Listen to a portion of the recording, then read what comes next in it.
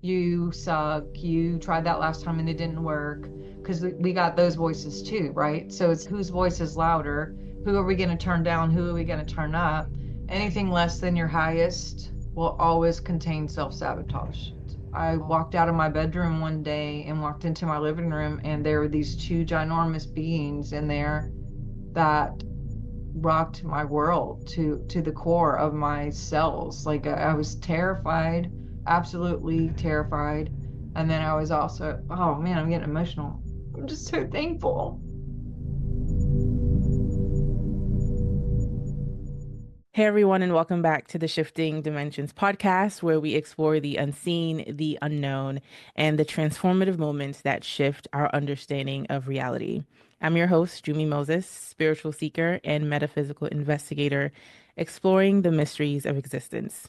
Today, I have the pleasure of speaking with Dr. Sharnael Wolverton Sihon.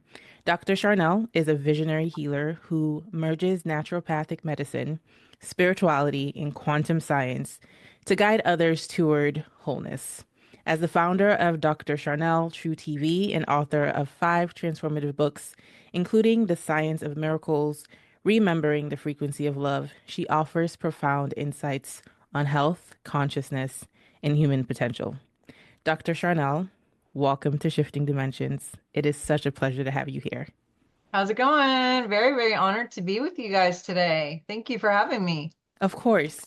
Prior to us starting the show, I was letting you know how much I really enjoyed your book, and I can't wait to dive into all of it because I think some of the insights you share, people have said it in different ways, but I really resonated with the way you spoke about the power within, the power of being truthful and living a life of truth, and so much more. So, first, I want to start off with what I would call, and let me know if I'm wrong, your spiritual awakening.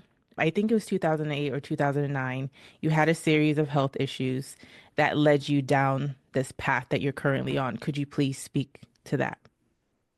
Yeah, I wasn't just going through the health issues, but I had been going through health issues for 7 years, and you read my book, so you've heard it all. But for those who aren't aware, I was also having really bad partnership issues. Got my PhD in picking assholes, so that's fun. And that's in the past. That was going on. I was in the middle of a breakup with the father of my kids. And that was super painful, to be honest. Even the best of divorces can be terrible. And then because of the divorce and because I was in that spiritual organized system at the time, it was really frowned upon to be a woman in ministry at the minute, but then also to be a divorced woman in ministry.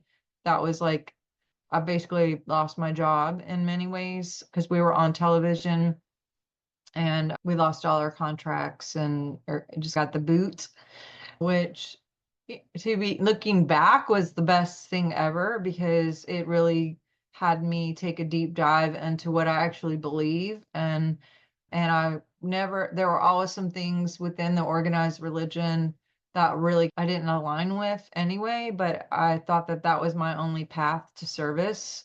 And this just gave me the little push that I needed to explore other avenues of ways to serve and to love people and to help people awaken without the confines and the limits and the manipulation and the control and the money and just all the stuff that gender shaming and it was just weird. And if that is anybody's path, awesome, no judgment, have a good time. And that's just not where I am right now. And maybe one day I'll go back, or maybe one day I'm doing something else. Like I keep everything really loose at this point because I spent a lot of time in my life being wrong and being really stubborn about thinking I was right and was absolutely wrong 100%. Again, looking back with health issues, with patterns of really abusive partners and just graduating from one worse to the next and then losing my job. I was at a rock bottom on so many levels that I was really, really seeking. I was doing what I knew at the time to use the tools to connect with God, which that sounds just funny now because it's like, how do you connect with what's already inside of you? But I saw everything really separate at that time. That was the program. That was what I was taught is God's out there, up there, somewhere, everywhere but here. And now I understand that God is in our very cells. Like, how do you separate that? The only thing that separates us is our own lack of love for us and God who's already inside and some of these programs. So in my seeking, the tools that I had at the time were like tremendous amounts of meditation, prayer, fasting, really seeking God. I say that now, like I said, how do you seek what's in within? But that was what my language was. And I walked out of my bedroom one day and walked into my living room, and there were these two ginormous beings in there that rocked my world to the core of my cells. Like I was terrified, absolutely terrified. And then I was also, oh man, I'm getting emotional. I'm just so thankful for whatever that was. Yeah, I'll give you a moment because I also heard these emotions that you're having right now. When I was listening to your book, the audio version of your book, I also heard these emotions come out of you. And you said that every single time you talk about that mystical experience that you had, it makes you emotional. And I want to talk a little bit more about it if you have the capacity. If it's too emotional to talk about, we can talk around it. Just let me know whatever you're comfortable with. Yeah, the emotion isn't sad. It's more just so grateful. And when I do talk about them, I feel it as if it's happening. Like I relive it, and that's not a bad thing. What I call it is love leaks. It's like I feel so loved and so much gratitude about them and what happened that literally I start to feel it come out of my body, like in liquid form. So it's not like painful to talk about. It's just I do feel that in my heart as if Yeah. here. Yeah. But basically they just had a lot of things to say to help me in the midst to not feel alone. And even though they were terrifying and I was like thought I would die when it happened, there was a also a sense of curiosity, a sense of ease, a sense of love. And I mean, immediately one of the first things they said was don't be afraid. And it wasn't with words, but it was just like I heard it in my head. And I was like, that kind of shocked me. And like all the conversations were within our heads or telepathic, I know now. And apparently that's common. But the thing that I took away from that, I mean, there's so many things, but I was shown a lot of books and different records of people who were healed of different things in different ways. And I knew there was an invitation to somehow be a part of that. I knew that was some sort of offering to a path that I could take. And I did choose. I asked, can I do this? Can I do this with you? And they were like, yeah. And but the one of the things that there was a woman looking one and a male looking one, and the female-ish one, she got really stern and like serious with me, and she pointed at me and she said, tell them they're not truly living unless they're living true. And that still echoes like in my body when I say it, because I know there's so many layers to it, so many levels of weight to that.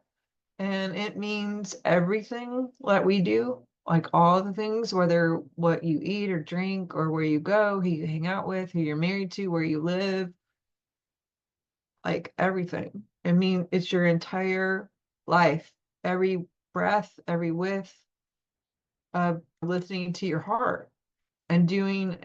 those things in action, despite what anyone says or does or thinks, and just being true to what you feel that voice is saying, no matter what.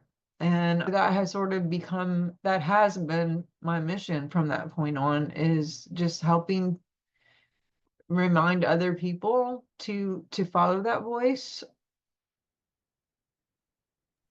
So just to make sure I fully understand, because that was a very powerful statement. And I believe that the female-ish looking being that you're talking about who said you're not truly living unless you're living true, her name was True. That's what you heard when you were speaking with her, correct? Yes. Which is very fascinating and adds really to the depth of what she's saying.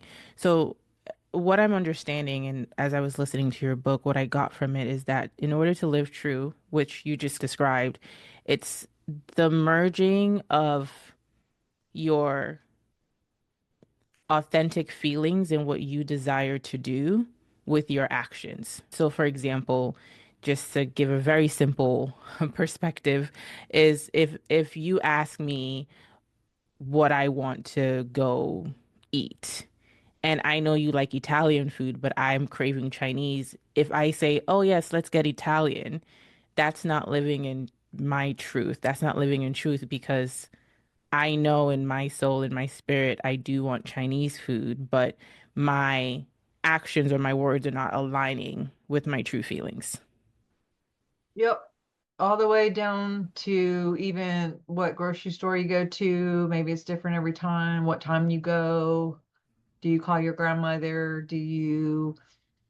What school do you go to? Where do you live? Yeah, like little to the biggest thing you could possibly imagine. Not, When you say like down to the grocery store you go to, does that also mean, for example, if you're going to Giant but you really want to go to Aldi's? yeah, Is it that simple? or maybe you go to Aldi's all the time. And that's your normal every Monday night or every Sunday night. You go weekly, but then one Wednesday morning you just get an impression or like a voice or something saying like, "Hey, go to Rouse's today right after lunch." And you're like, "Why?" And you just sit there wondering, "Okay, I don't really need anything, but I guess I could go get milk or cream or coffee or whatever." Those little hints. And then you go and it's like a treasure hunt. Like sometimes it's like I have no idea why I'm going or why I'm changing up my normal pattern.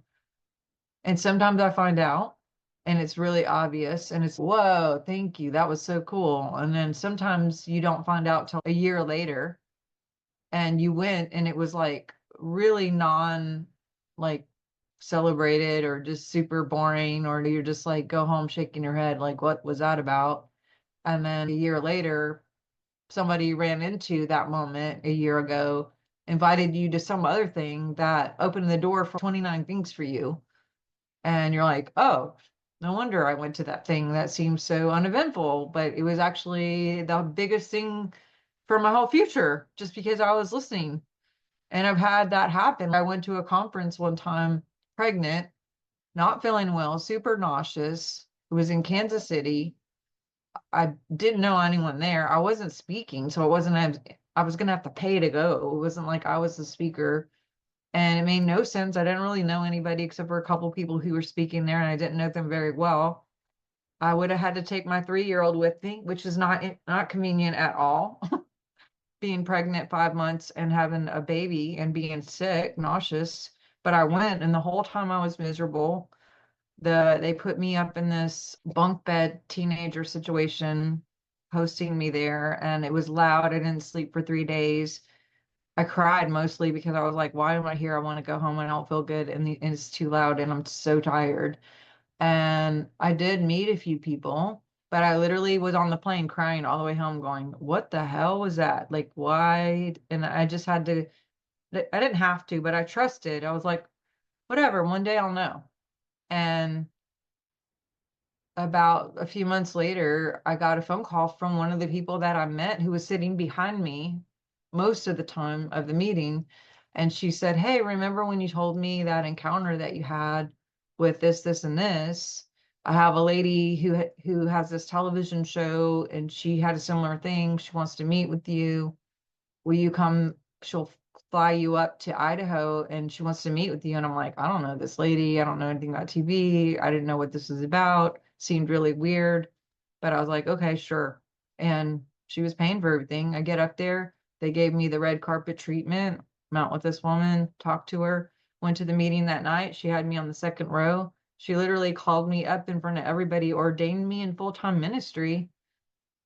Like, basically put me out there in front of hundreds and hundreds of people. I came home and had an answering machine full of people saying, "Hey, will you come speak at this event, this event, this event?" And it like really became my career. Even after I had left seminary and was told to leave seminary, and I thought I had to go to seminary to do this career, and but listening again, left for this. So that's isn't that something? That is amazing. I love synchronicities like that. So again, using truth in this context, you're talking about also following your highest guidance in the moment and not necessarily questioning it, right? Because I think a lot of times, to your point, when you went to this event, multi-day event, heavily pregnant, and it wasn't a good experience while you were there because you were very uncomfortable, you kept thinking, why am I here? And then not moments later, but a while later, it leads to this great opportunity that you eventually have. And just to be clear, that what you're talking about happened prior to your awakening, correct? This was when you were in ministry. That was 2004. Okay. Okay. Mhm. Just want to make it clear for Was the so that timeline for was the listeners. yeah, so that was prior to the 2008 account with the Hmm. two beings. But I'd had other weird stuff that happened, not with those two beings, but with other stuff for sure. Yeah. So while you were in the office with the doctor that you saw that while you were in that session led to an epiphany for you, which is you say, I teach the blessings of God's love to so many, and yet I have no real love for myself. Could you expand on the not having real love for yourself? And this was even before you met the beings in your living room. It was a little bit before that. It was around the same time, maybe a month or so before that. But yeah, so I was in full-time ministry. And going back to the whole living true thing, I do want to say anything less than your highest will always contain self-sabotage. Always. S- So if you follow your heart, which is right here, seek ye first the kingdom, and then all these things will be added unto you. What that says to me is I have one job, and that is to follow my heart. If I follow my heart, everything falls into place. I'm sponsored. I have grace for it. If I take the lower, less road that isn't my highest, it will always contain self-sabotage and I will live with the consequences in one way or another and won't get the path to that could be my highest timeline. But going back to the doctor, I was very, very ill, was still seeking, and I was actually teaching a conference in Mississippi on dreams and visions, one of my favorite topics. And they kept encouraging me to go see this doctor. And I was over doctors because I had been to a bunch and I was not getting a lot of help in the Western model. Not no judgment, but I had been 7 years in the circus of that and was not getting any results. And I was on 33 meds and didn't feel better. And I was about 80 pounds heavier than I am right now and felt like total crap.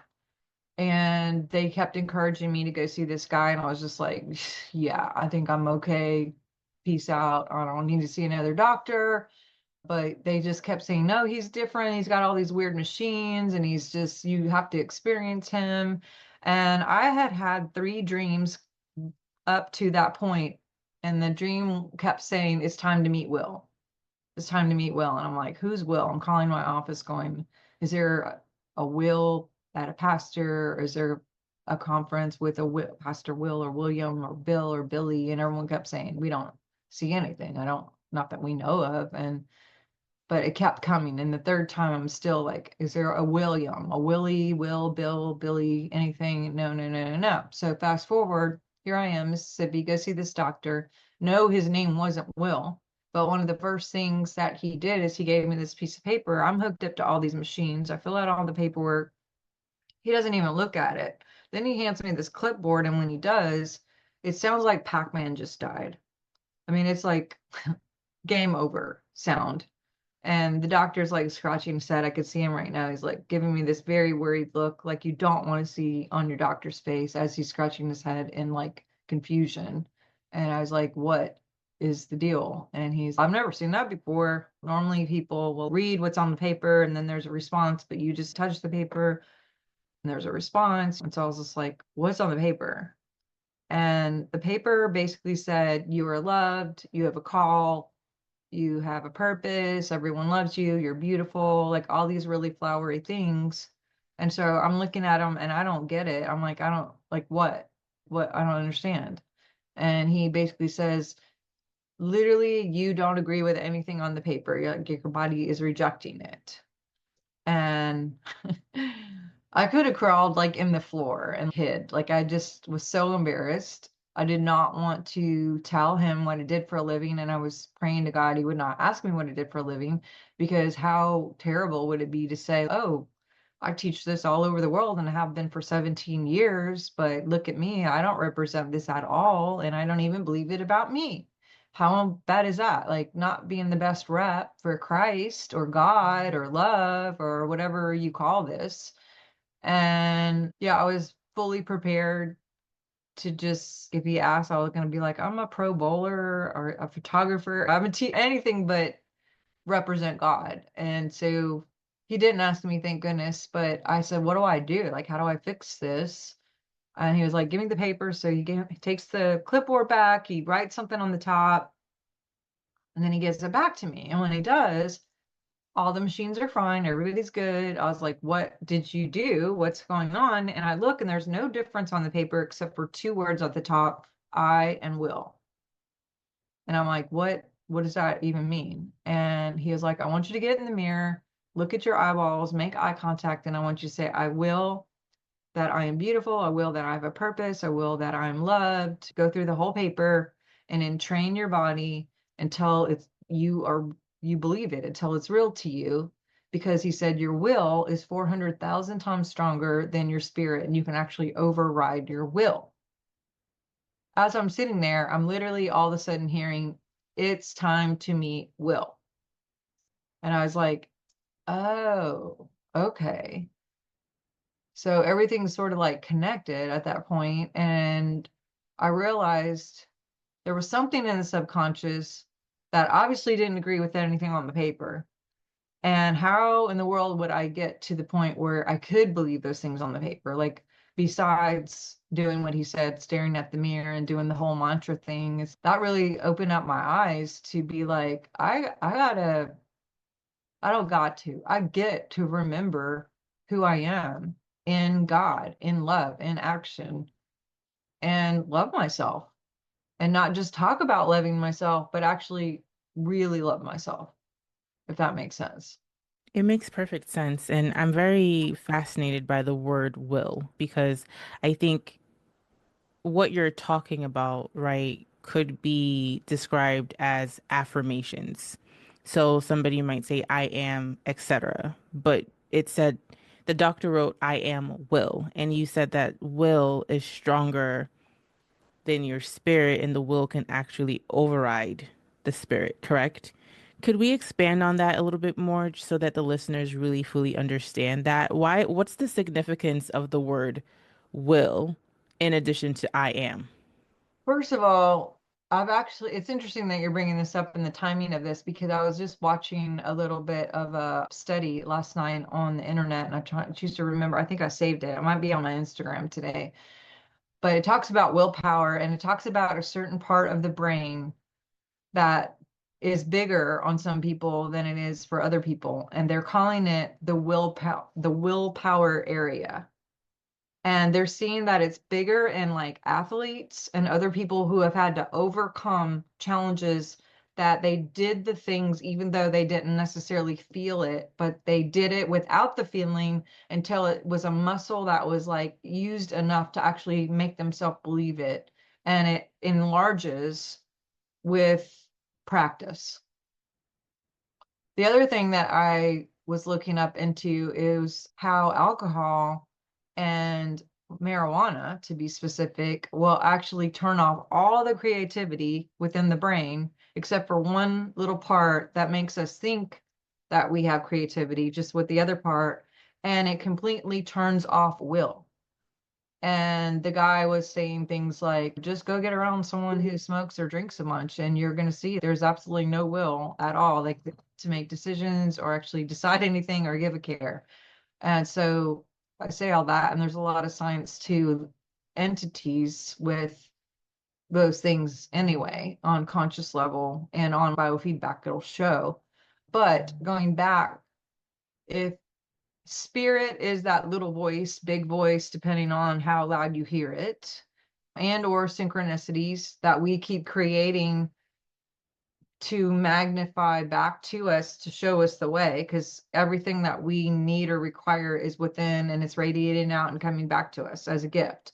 If it's a negative pattern, it's a gift to make a new choice. If it's a positive pattern, it's to show us we're on the right track.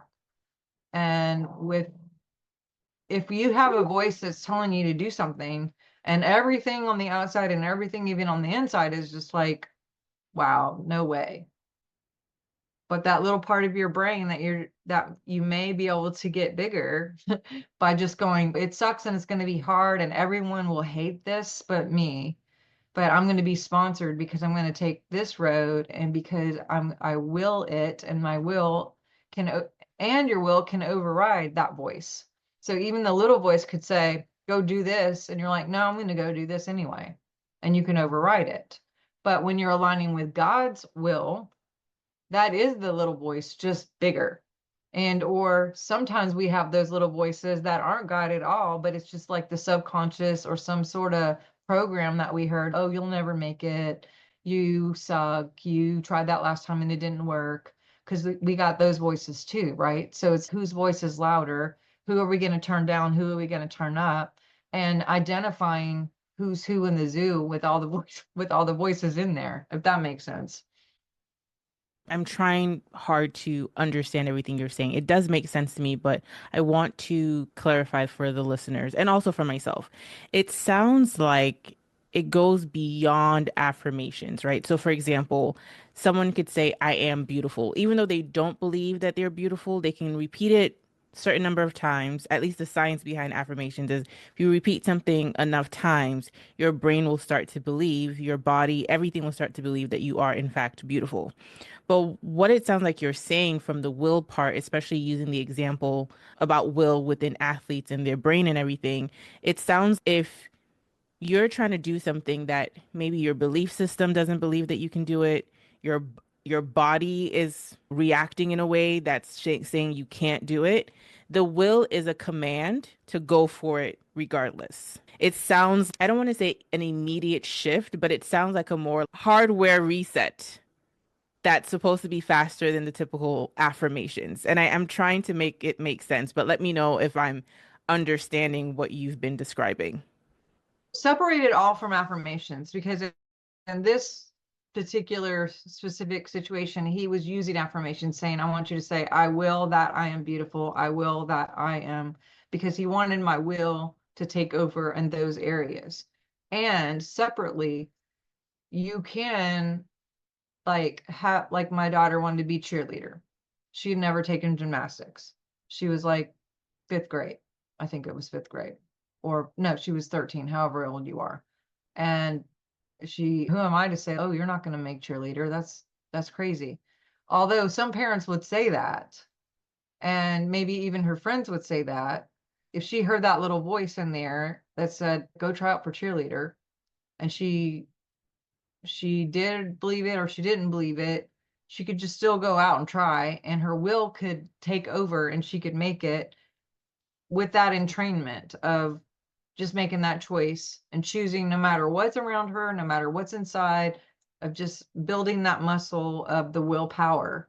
And also, sometimes our own voices, our own subconscious, our own trauma, our own ancestral garbage can like surface fears, doubts, and you can either succumb to those things and go, yeah, you're right, I suck, and just never try. Or sometimes there's those voices that are like maybe angels, maybe God, maybe your higher self, call it whatever, maybe UFOs, I don't know. But when something's in there that's saying, you got this, you should try this, you should move to Germany, you should call your mom, you should, whatever, those, whatever, whoever that is in you, most of us can know the difference at this. By a certain age, you get to that point where like, that's the shitty voice and this is the good voice. And I know there's been cartoons and different things that show like that angel and the devil, maybe in some ways, but I don't really see it like that. But kind of in a picture-esque thing, if you want to break it down that little. But so willpower can override God. You can actually, God could be like, do not go with that guy down the road to the date, and you don't listen to yourself. You don't listen to that fear, because fear can actually be good too. You can have this weird, uncomfortable feeling and be like, I don't think I should go with that guy, but you think I'll look bad, or he'll think I don't like him, or he'll think that I'm nervous, or my friends might not think I'm cool if I don't go, whatever. And then you could go and something terrible could happen like that. Because all the people who are on like Dateline and FBI shows and all that, they'll tell you, I had this gnawing feeling that I shouldn't have went with that dude and I did, or that woman, or it shouldn't have blah blah blah. And so fear doesn't have to be good or bad. It's not about that. It's more about the voice to me, is who is saying it. What's the vibe of it? Is it to warn you because it's a discerning thing that's trying to caution you about, or is it a thing because you need encouragement? Encouragement. Is it a thing for direction because you're going to have some synchronicity or a meetup? Is it a thing to program your own self-conscious into regulating that it's normal to love yourself through I am statements, or remembering the frequency of love and alignment with God, who is source? So there's a lot of different things that I choose to know if I'm even making sense, but willpower Yeah. is a lot of things. Yeah. Yeah, and I think I'm gonna have to sit with it a little bit more because maybe I'm over complicating it in my head. But I think the fact that you stepped into the understanding of will before you met those beings who told you about the power of living in your highest truth, it what I'm hearing, because you also just talked about you can use your willpower for either your highest good, highest potential, or your more lower potential and go in the direction that is not meant for you. So it's like an alignment of your willpower and your highest truth and kind of merging both of those so that you can live on your highest timeline and the life that is most intended for you to live, to truly live. You said it way better than me. Is aligning your will with God's will in action, despite anything external or anything even internal or anything even ancestral. Because like I just had this conversation with my daughter. There were things that my dad was like, do not do any of these things. And I named three of them that I told her that he was just like, that this is going to be so bad if you do these things. And they have been the best thing that I ever did in my life. Like they have been, there's been so much fruit. It's opened up so much doors. I had a scream in my heart, do this, to go this way. And it was sucky to have to look my dad in the face and be like, I appreciate your advice so much. And also I'm getting the total opposite direction here. And I wanted to respect him, but also it was my life, and maybe a test. Maybe I was testing myself to see if I would like not be manipulated, but if I would listen and be obedient to that voice. Because my daughter's in this situation right now too, where she's getting to make some choices and she doesn't want to let me down or her dad down. And my advice to her was like, dude, you're going to be 18 in a few months and you have to follow your heart. It may not be what I think. Like, don't. Don't listen to me. Like you are the only one who knows you. And I'll support whatever that is, even though if you leave, I'll be sad. Or if you go to college here, it's like we get to put our kids first and we get to help them remember what their highest is too. And even though I'm gonna miss the shit out of her if she leaves, it's like, if I can't even teach that to my kids, then why am I even living my life the way I am just to teach her something different? So that literally happened right before we got on this call. Wow. So willpower really is about immediately shifting your reality internally, and then it manifests in the real world. And if you are in alignment with God's intention for you, your highest intention, and you're also taking action towards it, then again, you're on the right path. You're not limiting yourself. And as you were talking, what popped into my head for will was, so I got this like, without interference, limitation, or liability. That's what Whoa. came out to me. Without interference, Limitation Jason, or liability. that's deep, dude. Super deep. Yeah, that's really deep. So that's what screamed out to me because I again, I think that you using athletes again to describe or set up what you were talking about at the very beginning, I thought about powerful athletes like Michael Jordan. Like when he first started basketball, nobody would have ever thought he would be one of the greatest basketball players. I think he was actually one of the, I don't want to say the worst, but nowhere close to being the greatest. I don't think a lot of people saw potential in him. And look at what he became. Yeah. And a lot of people have stories that way. Like Abraham Lincoln, Yes. and you can go probably with musicians or KFC who got told 103 times that his recipe was crap. And he was just like, something must have been in there to have that. Either that or he has a big old willpower brain. That's because, dude, I'm going. This is my life. I'm doing this. I'm all in. That's commitment. And when we commit, it comes. The word commit. And if we screw up, then we recommit and we bring it back. But going back to what you said, with repetition and with desire, we tend to manifest easier because if we actually truly have feelings and meaning in our words or our thoughts, and that's combined with feeling, we get a faster manifestation, good or bad.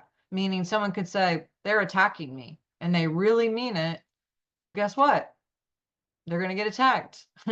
Cancel clear. And or if you just say, I can't, I just can't, cancel clear, you'll prove yourself right. Yeah. And And that, and you'll keep getting things to show up in your realm to prove that you can't, you know? it just shows how powerful we are as individuals and how the world is really a reflection of our inner world. Like the external world is really a reflection of our inner world. And if we realize how much power we had in that, I think a lot of our lives would look very different.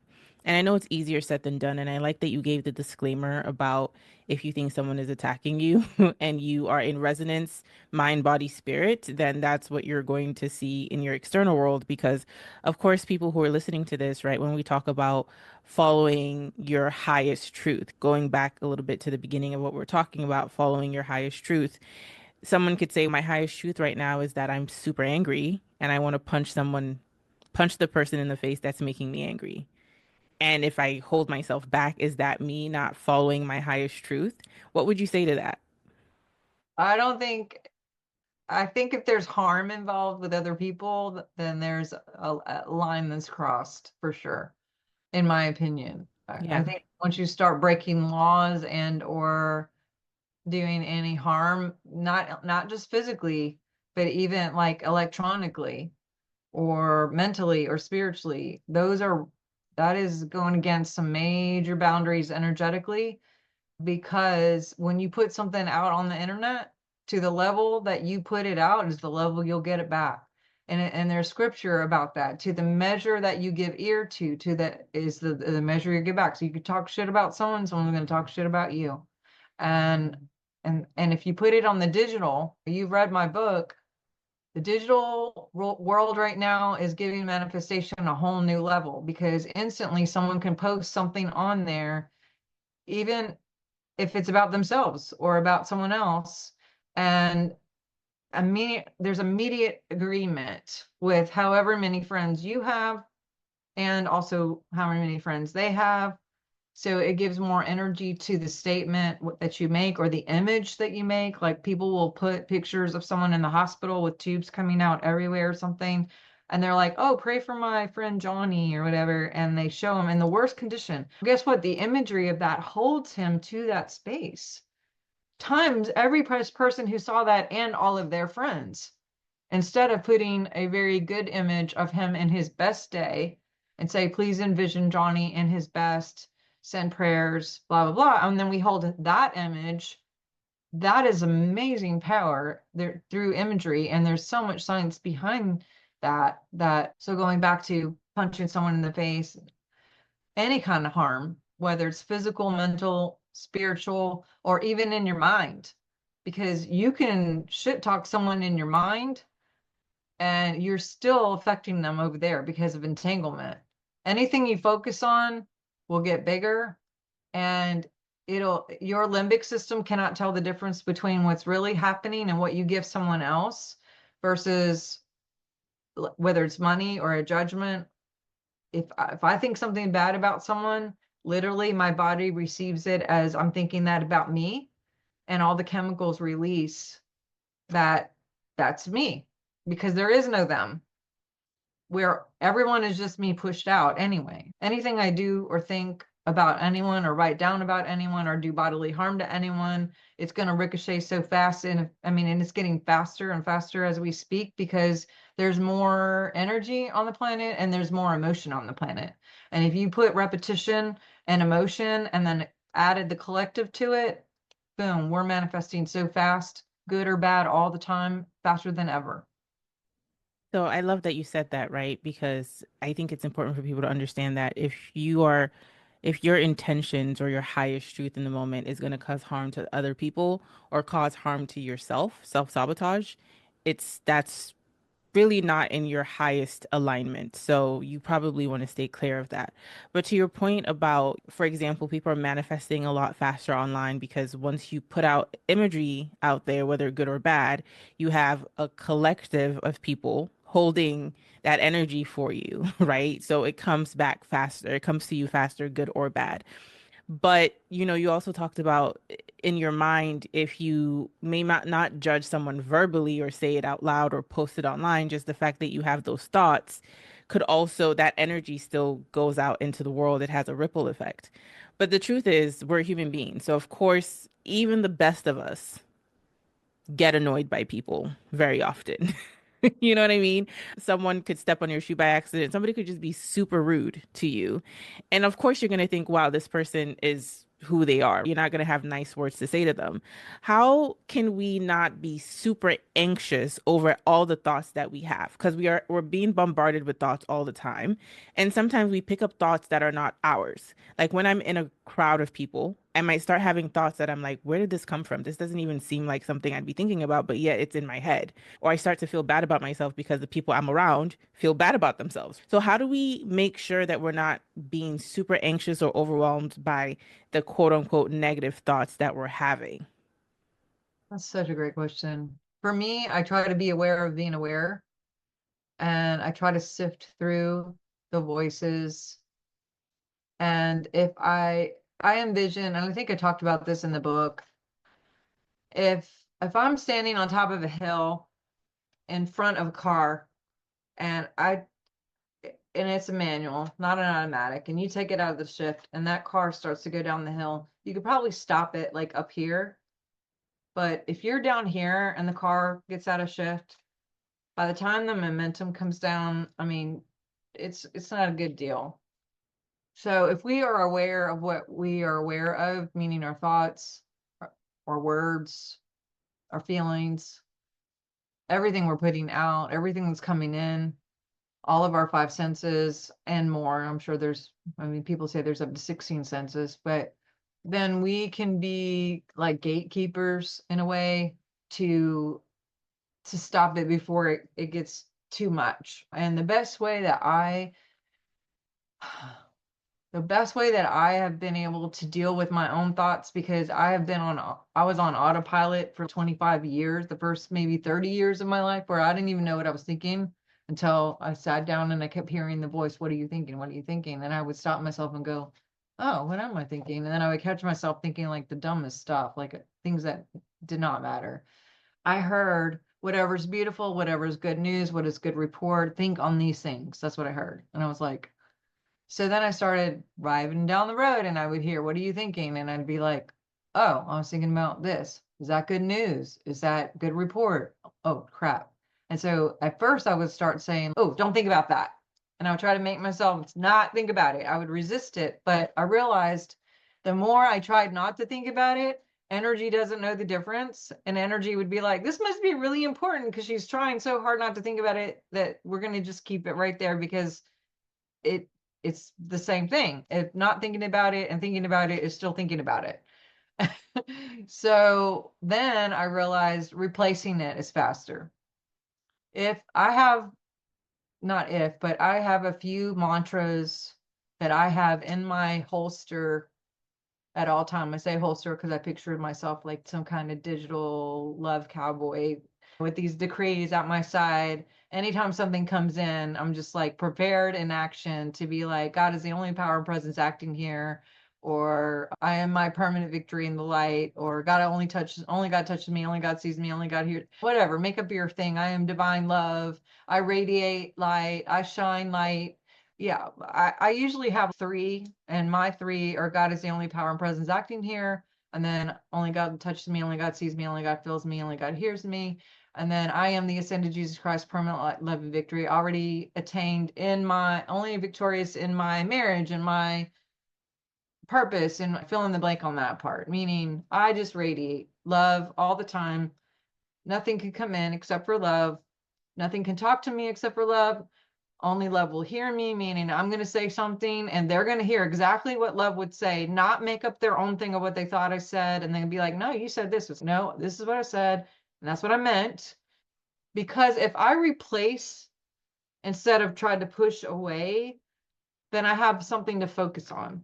And when I have something to focus on, the word discipline comes from disciple. And when we are disciples and discipline of our mind, and I am the mind of Christ, and I think only the things that Christ would think about, and I say only the things that Christ would think about, and I believe everything that Christ would believe, whatever that is, then, and that's my truth, and I'm alive in that, I be alive in that, my belief, then whatever comes from then is going to be the fruit of those beliefs, if that makes sense. Yeah. So when the car starts coming, if I'm not aware, too late. Boom.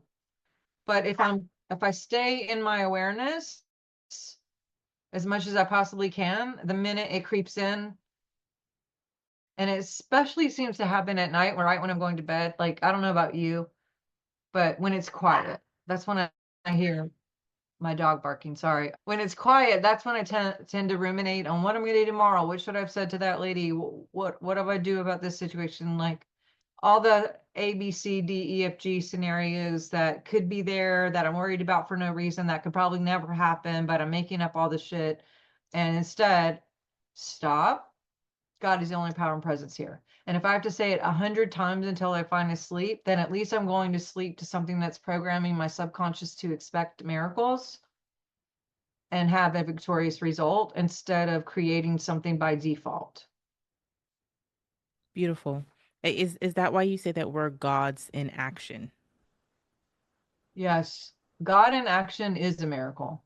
Mm, And I think that miracles can only be God in action, meaning us creating, co creating action with God, whoever God is, he, she, it, they, them, electronic, frequency, sound, universe, call it whatever feels good to you.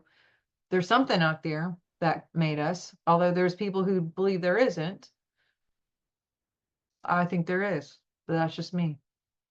so we could literally live a life that's filled with miracles and not just one-off events, but we could be the walking embodiment of God's miracle, not to sound cliche. 100%. Mm. Little, little to big to little to multiple a day. I taught a course on what day is it? Today is Tuesday.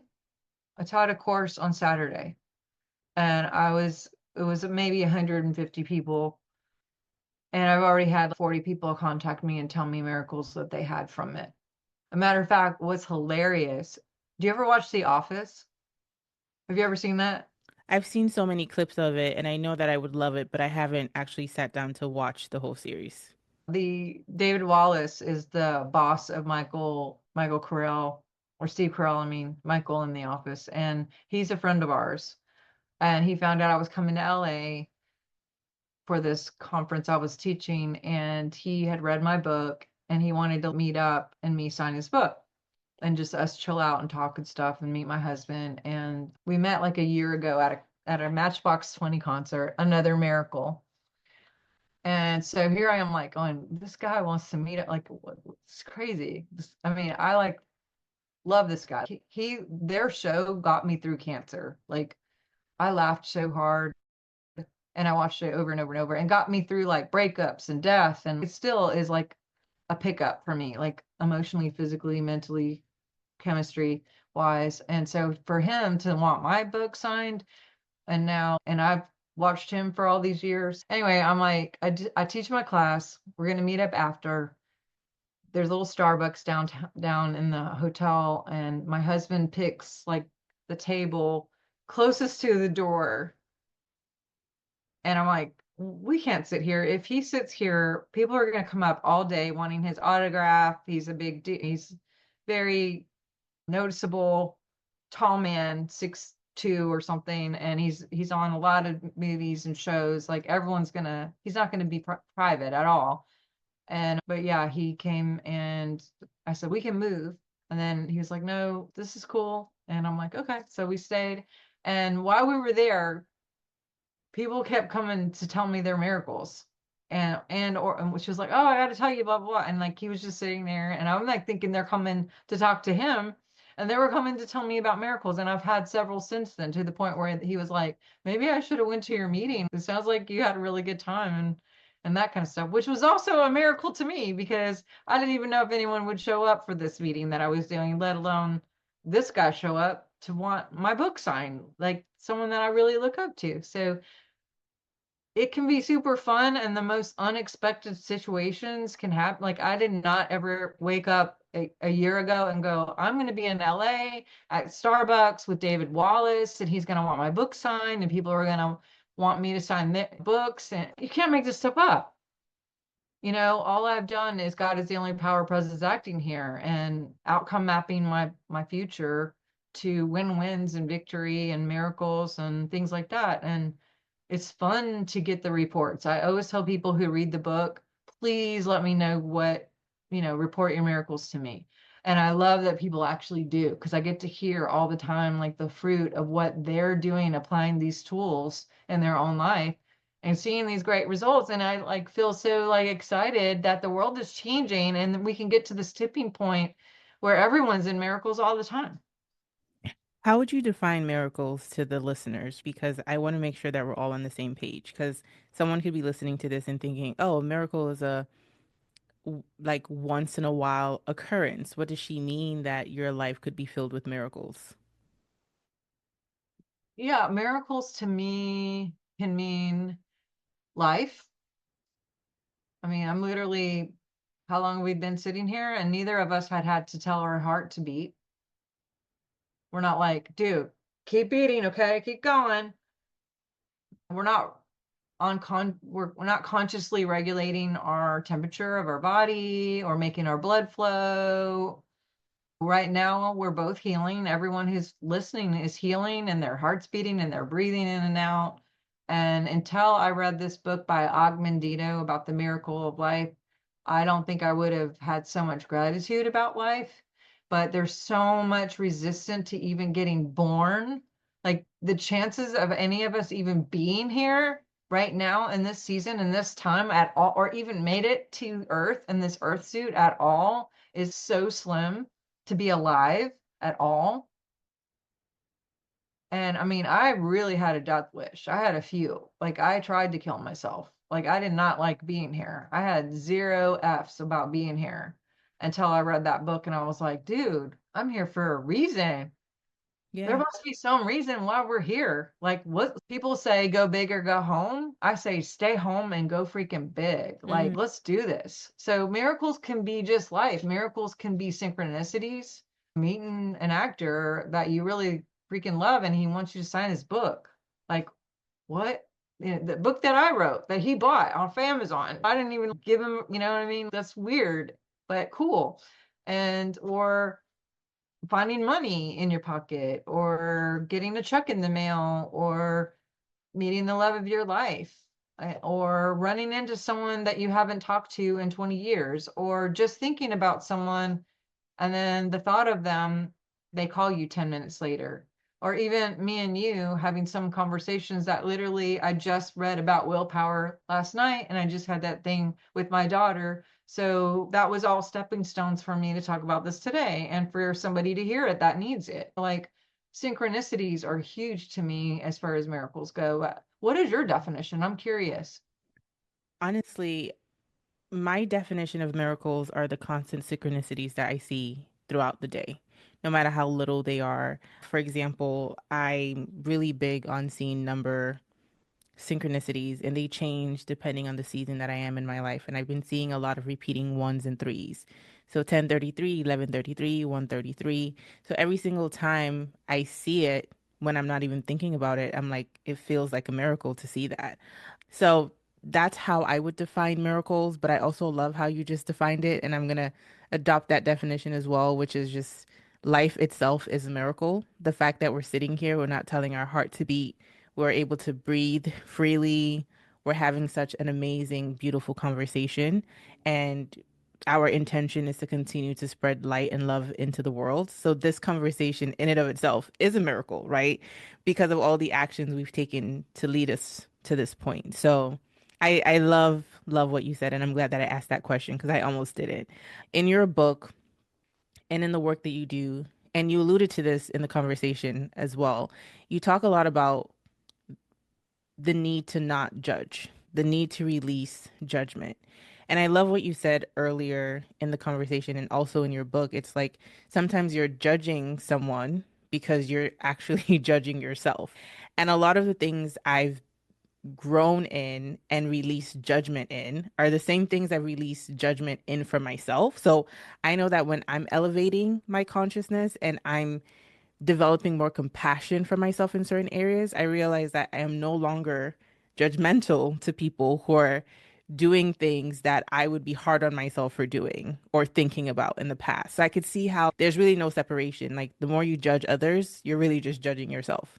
But anyways, I just want you to speak on that some more and how does releasing judgment help us to stay in our highest path? Yes. So, first of all, one upgrade to the word release. To release means to pay for something that you don't own. So to lease it again. So I like to use the word because people will say, "Oh, I'm releasing weight," and I'm like, So I like to transmute. That's a word I don't know if that fits perfectly, but better than paying for something over and over again that you don't and will never own. But so there's two things about judgment. There is the electronic version, and then there's also the hormonal physiology of it, which is also electronic in a sense, because the truth will set you free. And when we follow the truth, there is a radiation that goes into the field that will go out, but it also magnetizes.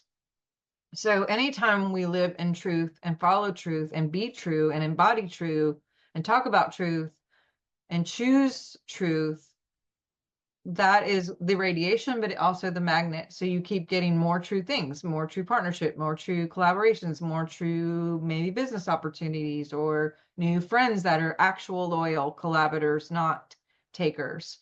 And so there's the sense of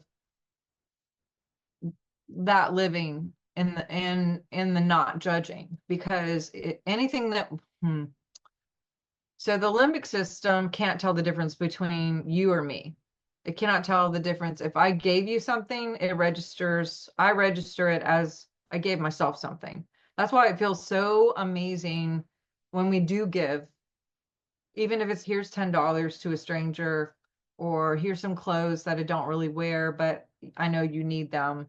And I mean, I don't know about you, but I always get a high. I'm just like, I usually am like flying away, going, look, what's so fun? I want to do more of that. And I've given away 7 cars, literally. I've given away lots of stuff. And then ended up winning a car after that. I like gave away 7 cars to people that I knew did not have a way to do it. And then I won a Mercedes, which I don't even like Mercedes, and I ended up selling it because I'm like, what am I going to do with the Mercedes? That's not me at all. And I bought a Jeep. But the limbic system can't tell the difference between judgment. So again, if I say something or if I think something or do anything in a judgment way, the brain registers at the brain will register, hey, you just did this to yourself. There are hormonal negative fight or flight chemicals that saturate the entire body, cancel clear. And when we saturate in those things, it weakens the immune system, grays our hair, dehydrates the body, suppresses immune system, causes us to gain weight because when we're in fight or flight, everything, all the energy goes to the limbs because it thinks we need to run, but we really don't need to run. And so we don't digest our food and just sits there longer. And then we end up gaining weight. So judgment is weird. Judging people and our body can't telling the difference between judging people or judging ourselves is one thing. That's a chemistry thing. The other part is the mirroring thing that you were talking about, where a lot of times the very thing we don't like about someone is because we do the exact same thing. And it is getting also faster. Meaning, I had a thing yesterday, and I talk about this in my book, where I like was really annoyed by someone, and I was just like, oh my God, this person is so daggum annoying. And I literally was like trying so hard to be delicate and not judgmental, but respond in a way where she got my point, but I wasn't a bitch, if that makes sense. And literally within a half an hour, someone was doing that to me. And I was like, oh shit, that's me doing that because I did that over here. It literally is so fast. It's so fast because it leaks in the field and there's a vibe and the vibe is magnetic. So just as fast as we put something out there electronically, we're going to get almost an instant match, especially if there's feelings involved, because feelings are the biggest magnet. And if you're really annoyed by something, you're going to get it so fast. Because again, we are manifesting faster, not just because of the speed of the collective and the speed of the frequency on that planet, but because desire and emotions are so high. And when we have the combination of specificity with feelings, you're going to get a faster response. And so we got to be careful. That's where those guards really come in, where we're just like aware, aware, aware, aware. Do I type that? Do I respond? Do I just time myself up and go hide myself in the bedroom and call a friend and be like, help me not respond to this jerk on this troll, whatever bothers you. I don't know. But I'm sure you get those troll people too, right? I'm not the only one. Yeah, I've gotten one or two, maybe a little bit more than one or two. Yeah, I've definitely gotten some trolls, and I'm funny because, or I'm weird because sometimes I'll laugh at it because the comments are so ridiculous, and I'm like, LOL, that's so funny. I find it quite amusing, not in a judgmental, condescending way. Ha ha ha! I think you're weird. I genuinely think it's funny because I'm like, are they being for real? But I also understand that, and we don't have to talk about this now because, of course, we can go down many rabbit holes. But I always like to give this caveat because there's nuance to everything. And sometimes when people are listening to this, there will be like, okay, what about moments where it's important for you to speak up for yourself? Because there are moments where you should speak up for yourself. And if you continue to hold that in, it's actually Kind working against you. So we're not talking about those situations. So just want to Yeah, give we're not saying be like a doormat. Yeah. yeah, just don't let people walk over you. Have Yeah. boundaries, but you don't Of have to course. be mean about it. Yeah, exactly. Exactly. So, anyways, this has been a great conversation. I have to ask you one last question, which I ask all my guests, and that is, have you shifted in perspective on anything recently? And it could be as lighthearted as you want or as deep as you would like it to be. Yeah, so I guess my shift is just in the last day again of willpower, and that because I always looked at it as almost like a spiritual thing. In the past, I always thought will was some like superpower or something that you had to make a choice, like nothing physically tangible, but now that I know that there's actually a part of the brain that is about physical willpower and how it grows depending on how many challenges we come up against and still win. So that means that there are people that literally have a winning freaking brain. These people who are class act Michael Jordans and whoever, fill in the blank of whoever you think's awesome. So that was a biggie thing for me. And then also, honestly, I think you're freaking awesome. Like the Oh, fact that I created you to come hang out with me and like I got to meet you and you're just so bright and radiant and what you're doing for the world and helping so many people and just using this platform for positivity, that is like, how did I meet you? I love this that we created this miracle together. oh wow, I wasn't expecting that. Thank you so much. Thank you. Thank you. That means so much to me. And every time I get to sit down with amazing people like you who, you know, clue me into another way of thinking or being or existing, I get very excited and I'm happy to be able to share that with a larger audience. So thank you for the work that you do. And I believe that this conversation is going to be very instrumental in a lot of people's lives. And if people want to continue to talk to you, reach out to you, or learn more about your work, where can they find you? Yes, you can go to drsharnel.com. Matter of fact, I just uploaded a free course for anyone who wants to join. If you go to my website, drsharnel.com, there should be, if everything worked out, a pop-up that comes up that basically says, hey, do you want to take this free course on clearing trauma and understanding the human body? You put in your email and it's going to give you like an automatic email that has the class in it. But there's tons of other classes on there.